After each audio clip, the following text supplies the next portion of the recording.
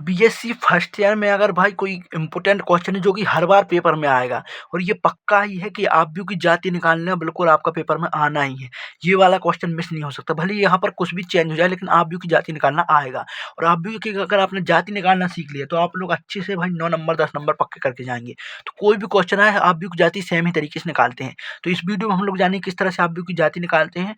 और टॉप 10 आपने अगर मैथ पेपर फर्स्ट और सेकंड के आईएमपी क्वेश्चन नहीं देखे तो जाकर प्लेलिस्ट में देखिए। बीएससी फर्स्ट ईयर वालों के लिए वहां पर हमने आईएमपी क्वेश्चन बताया पूरी बुक से। ठीक है, चलिए हम लोग स्टार्ट करते हैं। सबसे पहले हम लोग इसको मोड में लिखेंगे। मोड मतलब कि मोड ए करके, तो ये कितना हो जाए 1 2 3 2 3 4 3 4 5। ठीक है, ये हमको दिया है, ये क्वेश्चन लिखेंगे। अब देखिए ये कितने का आप ये भाई 3 3 3 का 3 3 यहाँ पर कॉलम है। ठीक है, 3 कॉलम और 3 रो है, मतलब कि 3 1 2 3 का यहाँ ये क्या है आपका आब्यू दिया गया है। इसके बाद इसको हमको ऐसे सॉल्व करना है कि भाई यहाँ पर जीरो ना हो, ए बराबर जीरो ना आए। अगर ए बराबर यहाँ पर जीरो नहीं आएगा वहीं पर आपका क्या हो जाएगा, आपको क्या हो जाएगा वहां पर आपकी मिल जाएगा आपको आब्यू की जाति। तो यहाँ पर हमको 3 इंटू 3 दिया है। तो सबसे पहले हम लोग 3 वाला रो को सोल्व करेंगे। मोड को हम लोग 3 में सबसे पहले यहाँ पर 3 में सॉल्व करेंगे। तो यहाँ पर क्या लिखेंगे, 2 संक्रिया लगाएंगे। आपने सीखा भी क्लास 10th 11th में संक्रिया किस तरह लगाएंगे। R2 क्या करेंगे, R2 में R2 माइनस R1 करेंगे हम। R2 हमारा क्या है, यहाँ पर देख लीजिए R2 क्या है आपका, ये आपका R2 है रो, ये हो गया R1 और ये हो गया क्या R3। ये R2 में R1 करेंगे, ठीक है, और R3 में क्या करेंगे, R2 हटाएंगे, 3 में 2 हटाएंगे। तो हमने ये करेंगे तो हमें क्या मिलेगा, देखिए यहाँ पर मिलेगा हमें R2 में से R1 का है, तो 2 में से 1 जाएंगे, कितने बचेगा 1। 3 में से 2 जाएंगे, कितने बचेगा भाई यहाँ पर आपका, देखिए यहाँ पर हम लोग R2 कर रहे हैं तो यहाँ 1 बचेगा, 4 में से 3 जाएगा तो 1 बचेगा। ठीक, उसी तरह R3 3 में से 2 जाएगा 1 बचेगा, 4 में से 3 जाएगा 1 बचेगा, 5 में से 4 जाएगा 1 बचेगा।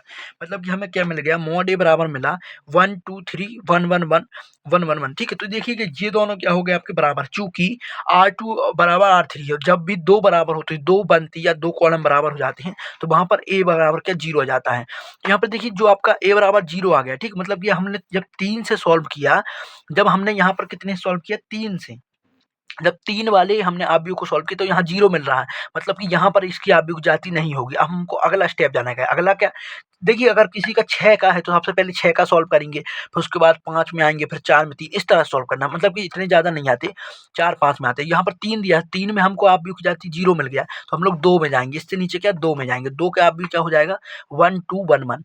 ठीक है, जी आपका 2 का आब्यू हो जाएगा 1 2 2 3। ठीक है, जी आपका क्या हो जाएगा 2 का आब्यू। ये कहाँ से आ गया, चलिए हम बताते हैं। तो यहाँ पर जो हमारा आब्यू था वो था 1 2 3 2 3 4 3 4 5, मतलब कि ये 3 जाति का आब्यू। तो यहाँ हमने 2 के लिए तो हमको सिर्फ 1 2 और 2 3 लेना है। ठीक है, तो यहाँ पर हमने लिख दिया 1 2 2 3। अब इसको सॉल्व करना सिंपल तरीके से आपने 9th 10th में सीखा है कि इसका यहाँ पर मल्टीप्लाई और इसका यहाँ पर मल्टीप्लाई करना है। ठीक है, तो यहाँ पर क्या आ जाएगा 1 माइनस 4 आ जाएगा, जो कि क्या हो जाएगा यहाँ पर आपका सॉल्व। यहाँ पर आपका इस मल्टीप्लाई करेंगे तो हो जाएगा 3 और 2 2 जा 4, तो इसका आ जाएगा -1। अब देखिएगा हमको -1 मिल रहा है, कुछ भी मिले पर भाई हमें जीरो नहीं मिलना चाहिए। तो ये जीरो नहीं है तो आप भी क्या हो जाएगा आपका 2 आंसर आ जाएगा जाति। जब हमने 3 से सॉल्व किया तो हमारा क्या आ रहा था जीरो, तो ये आपका नहीं होगा जाति। हमने 2 से सॉल्व किया तो यहाँ पर आपका कुछ भी आ गया, माइनस प्लस कुछ भी आ गया, तो ये आपका जाति हो जाएगा।